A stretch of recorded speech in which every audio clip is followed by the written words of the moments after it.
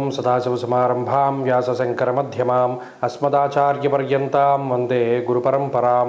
జ్యోతిషశాస్త్రాన్ని భావితరాల వారికి ప్రసాదించిన ఋషుల యొక్క పాదపద్మాలకి నమస్కారం చేసుకుంటూ, అలాగే నాకు ఈ జ్యోతిష విద్యను నేర్పిన గురువర్యులు జ్యోతిష బ్రహ్మ కీర్తిశేషులు శ్రీ ఈరంకి సూర్యనారాయణమూర్తి గారు, సూర్యశ్రీ దైవజ్ఞ గారి యొక్క పాదపద్మాలకి నమస్కారం చేసుకుంటూ, ఓం శ్రీ మహాగణాధిపతి నమః, శ్రీ గురుభ్యో నమః, హరి ఓం. వీక్షకులందరికీ నమస్కారం. ఫిబ్రవరి నెల 1వ తారీఖు లగాయతూ ఫిబ్రవరి 6వ తారీఖు వరకు ఉండేటువంటి గ్రహగతుల ఆధారంగా 12 రాసుల వారికి ఈ వారం ఏ విధమైనటువంటి శుభాశుభ ఫలితాలు కలగబోతూ ఉన్నాయో ఈ కార్యక్రమం ద్వారా తెలుసుకుందాం. అందులో భాగంగా ఈ వారం ఉండేటువంటి గ్రహగతులను గమనిస్తే, ఈ వారంలో గురువు మిథున రాశి యందు వక్రగతిలో సంచారం చేస్తూ ఉన్నారు. అలాగే కేతువు సింహరాశి యందు సంక్రమణం చేస్తూ ఉన్నారు. అలాగే మకర రాశి యందు రవి కుజులు సంచరిస్తూ ఉన్నారు. కుంభరాశి యందు శుక్రగ్రహం, బుధగ్రహం, రాహుగ్రహం సంచరిస్తూ ఉన్నారు. మీనరాశి యందు శనేశ్వరుడు ఉన్నారు. అలాగే చంద్రుడు ఈ వారంలో కర్కాటక రాశి మొదలు తులారాశి వరకు సంచారం చేయబోతూ ఉన్నారు. ఇటువంటి పరిస్థితుల్లో 12 రాశుల వారికి ఏ విధమైనటువంటి ఫలితాలు కలగబోతున్నా తెలుసుకుందాం. అందులో భాగంగా మీనరాశి వారికి ఈ వారం సానుకూలమైనటువంటి వారంగానే చెప్పవచ్చును. ప్రత్యేకించి ఈ రాశి వారికి వారం ప్రారంభంతోనే చంద్రుని యొక్క బలం సంపూర్ణంగా ఉంటుంది. షష్ఠ స్థానమందు చంద్రుడు, సప్తమ స్థానమందు చంద్రుడు, లాభస్థానమందు రవికుజుల యొక్క స్థితి ప్రధానంగా యోగించేటువంటి గ్రహములు. ఎప్పుడైతే ఈ రవికుజులు లాభస్థానమందు ఉన్నారో, గత వారంలో కూడా చెప్పుకున్నాం, అయితే ఈ రాశి వారికి 12వ స్థానంలోకి ఎక్కువగా గ్రహాలు వస్తూ ఉన్నాయి. రాహువుతో కూడిన శుక్రుడితో కలిపి ఉన్నటువంటి బుధుడు.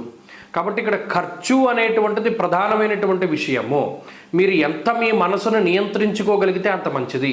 ఎంత మీకు సంబంధించినటువంటి మీ లగ్జరీని తగ్గించుకోగలిగితే అంత మంచిది. సాధ్యమైనంత వరకు లిమిటెడ్ బడ్జెట్తోనే మీరు ముందుకు వెళ్ళాలి. అంతే తప్పితే ఖర్చు వైపు మీరు ప్రయాణం చేస్తున్నారా, ఈ గ్రహస్థితి యొక్క ఊబిలో ఉచ్చులో మీరు పడ్డట్టే లెక్క. ఇప్పుడు రవి తర్వాత కుజుడు కూడా మీకు 12లోకే వచ్చేస్తారు. అంటే 5 గ్రహాలు 12వ స్థానంలోనే ఉండిపోతే అసలు మీకు విపరీతమైనటువంటి ఖర్చు ఉంటుంది. కాబట్టి ఇక్కడ ఒక విషయాన్ని దృష్టిలో పెట్టుకోవాలి. మనం ఇలా కూడా ఆలోచించడం ముఖ్యం. రాబోయేటువంటి కాలంలో అతి ఖర్చు కనబడుతోంది కాబట్టి ఇప్పుడు మీరు జాగ్రత్త పడడం చాలా మంచిది.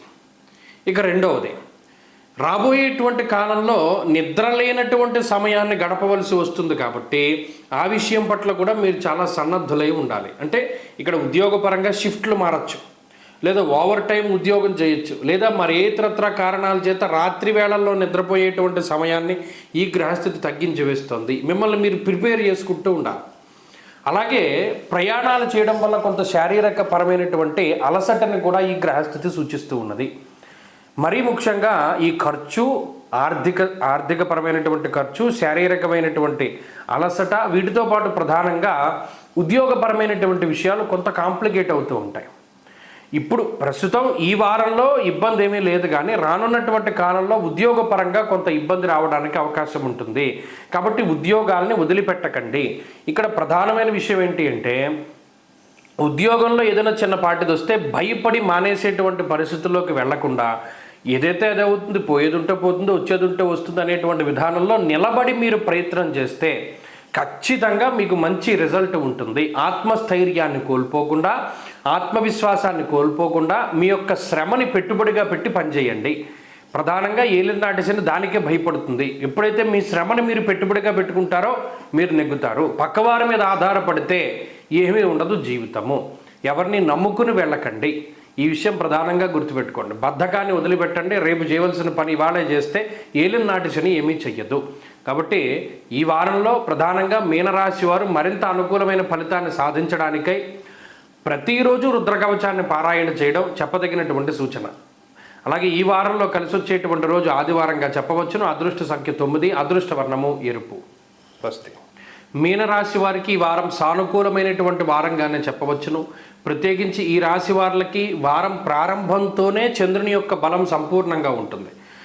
షష్ఠ స్థానమందు చంద్రుడు, సప్తమ స్థానమందు చంద్రుడు, లాభస్థానమందు రవికుజుల యొక్క స్థితి ప్రధానంగా యోగించేటువంటి గ్రహములు.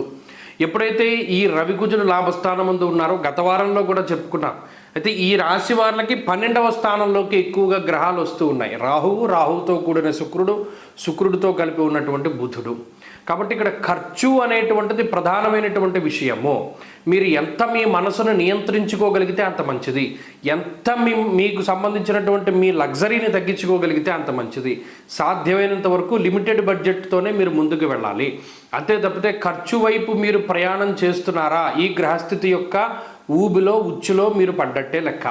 ఇప్పుడు రవి తర్వాత కుజుడు కూడా మీకు 12లోకే వచ్చేస్తారు. అంటే 5 గ్రహాలు 12వ స్థానంలోనే ఉండిపోతే అసలు మీకు విపరీతమైనటువంటి ఖర్చు ఉంటుంది. కాబట్టి ఇక్కడ ఒక విషయాన్ని దృష్టిలో పెట్టుకోవాలి.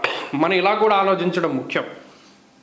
రాబోయేటువంటి కాలంలో అతి ఖర్చు కనబడుతోంది కాబట్టి ఇప్పుడు మీరు జాగ్రత్త పడడం చాలా మంచిది.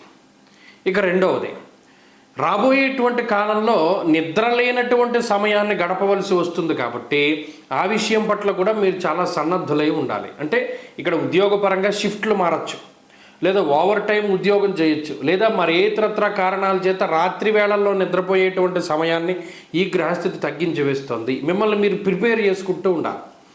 అలాగే ప్రయాణాలు చేయడం వల్ల కొంత శారీరక పరమైనటువంటి అలసటని కూడా ఈ గ్రహస్థితి సూచిస్తూ ఉన్నది. మరీ ముఖ్యంగా ఈ ఖర్చు, ఆర్థికపరమైనటువంటి ఖర్చు, శారీరకమైనటువంటి అలసట, వీటితో పాటు ప్రధానంగా ఉద్యోగపరమైనటువంటి విషయాలు కొంత కాంప్లికేట్ అవుతూ ఉంటాయి. ఇప్పుడు ప్రస్తుతం ఈ మీనరాశి వారికి ఈ వారం సానుకూలమైనటువంటి వారంగానే చెప్పవచ్చును. ప్రత్యేకించి ఈ రాశి వారికి వారం ప్రారంభంతోనే చంద్రుని యొక్క బలం సంపూర్ణంగా ఉంటుంది. షష్ఠ స్థానమందు చంద్రుడు, సప్తమ స్థానమందు చంద్రుడు, లాభస్థానమందు రవికుజుల యొక్క స్థితి ప్రధానంగా యోగించేటువంటి గ్రహములు. ఎప్పుడైతే ఈ రవికుజులు లాభస్థానమందు ఉన్నారో గత వారంలో కూడా చెప్పుకున్నాం. అయితే ఈ రాశి వాళ్ళకి 12వ స్థానంలోకి ఎక్కువగా గ్రహాలు వస్తూ ఉన్నాయి. రాహువుతో కూడిన శుక్రుడితో కలిపి ఉన్నటువంటి బుధుడు. కాబట్టి ఇక్కడ ఖర్చు అనేటువంటిది ప్రధానమైనటువంటి విషయము. మీరు ఎంత మీ మనసును నియంత్రించుకోగలిగితే అంత మంచిది. ఎంత మీకు సంబంధించినటువంటి మీ లగ్జరీని తగ్గించుకోగలిగితే అంత మంచిది. సాధ్యమైనంత వరకు లిమిటెడ్ బడ్జెట్తోనే మీరు ముందుకు వెళ్ళాలి. అంతే తప్పితే ఖర్చు వైపు మీరు ప్రయాణం చేస్తున్నారా, ఈ గ్రహస్థితి యొక్క ఊబిలో ఉచ్చులో మీరు పడ్డట్టే లెక్క. ఇప్పుడు రవి తర్వాత కుజుడు కూడా మీకు 12లోకే వచ్చేస్తారు. అంటే 5 గ్రహాలు 12వ స్థానంలోనే ఉండిపోతే అసలు మీకు విపరీతమైనటువంటి ఖర్చు ఉంటుంది. కాబట్టి ఇక్కడ ఒక విషయాన్ని దృష్టిలో పెట్టుకోవాలి. మనం ఇలా కూడా ఆలోచించడం ముఖ్యం. రాబోయేటువంటి కాలంలో అతి ఖర్చు కనబడుతోంది కాబట్టి ఇప్పుడు మీరు జాగ్రత్త పడడం చాలా మంచిది. ఇక రెండవది, రాబోయేటువంటి కాలంలో నిద్ర లేనటువంటి సమయాన్ని గడపవలసి వస్తుంది కాబట్టి ఆ విషయం పట్ల కూడా మీరు చాలా సన్నద్ధులై ఉండాలి. అంటే ఇక్కడ ఉద్యోగపరంగా షిఫ్ట్లు మారచ్చు, లేదా ఓవర్ టైం ఉద్యోగం చేయొచ్చు, లేదా మరి ఇతరత్ర కారణాల చేత రాత్రి వేళల్లో నిద్రపోయేటువంటి సమయాన్ని ఈ గ్రహస్థితి తగ్గించి వేస్తుంది. మిమ్మల్ని మీరు ప్రిపేర్ చేసుకుంటూ ఉండాలి. అలాగే ప్రయాణాలు చేయడం వల్ల కొంత శారీరక పరమైనటువంటి అలసటని కూడా ఈ గ్రహస్థితి సూచిస్తూ ఉన్నది. మరీ ముఖ్యంగా ఈ ఖర్చు, ఆర్థికపరమైనటువంటి ఖర్చు, శారీరకమైనటువంటి అలసట, వీటితో పాటు ప్రధానంగా ఉద్యోగపరమైనటువంటి విషయాలు కొంత కాంప్లికేట్ అవుతూ ఉంటాయి. ఇప్పుడు ప్రస్తుతం ఈ వారంలో ఇబ్బంది ఏమీ లేదు, కానీ రానున్నటువంటి కాలంలో ఉద్యోగపరంగా కొంత ఇబ్బంది రావడానికి అవకాశం ఉంటుంది. కాబట్టి ఉద్యోగాల్ని వదిలిపెట్టకండి. ఇక్కడ ప్రధానమైన విషయం ఏంటి అంటే, ఉద్యోగంలో ఏదైనా చిన్నపాటిది వస్తే భయపడి మానేసేటువంటి పరిస్థితుల్లోకి వెళ్లకుండా ఏదైతే అది అవుతుంది, పోయేది ఉంటే పోతుంది, వచ్చేది ఉంటే వస్తుంది అనేటువంటి విధానంలో నిలబడి మీరు ప్రయత్నం చేస్తే ఖచ్చితంగా మీకు మంచి రిజల్ట్ ఉంటుంది. ఆత్మస్థైర్యాన్ని కోల్పోకుండా, ఆత్మవిశ్వాసాన్ని కోల్పోకుండా మీ యొక్క శ్రమని పెట్టుబడిగా పెట్టి పనిచేయండి. ప్రధానంగా ఏలినాటి శని దానికే భయపడుతుంది. ఎప్పుడైతే మీ శ్రమని మీరు పెట్టుబడిగా పెట్టుకుంటారో మీరు నెగ్గుతారు. పక్కవారి మీద ఆధారపడితే ఏమీ ఉండదు జీవితము. ఎవరిని నమ్ముకుని వెళ్ళకండి. ఈ విషయం ప్రధానంగా గుర్తుపెట్టుకోండి. బద్ధకాన్ని వదిలిపెట్టండి. రేపు చేయవలసిన పని ఇవాళే చేస్తే ఏలినాటి శని ఏమీ చెయ్యదు. కాబట్టి ఈ వారంలో ప్రధానంగా మీనరాశి వారు మరింత అనుకూలమైన ఫలితాన్ని సాధించడానికై ప్రతిరోజు రుద్రకవచాన్ని పారాయణ చేయడం చెప్పదగినటువంటి సూచన. అలాగే ఈ వారంలో కలిసి వచ్చేటువంటి రోజు ఆదివారంగా చెప్పవచ్చును. అదృష్ట సంఖ్య 9, అదృష్ట వర్ణము ఎరుపు. స్వస్తి.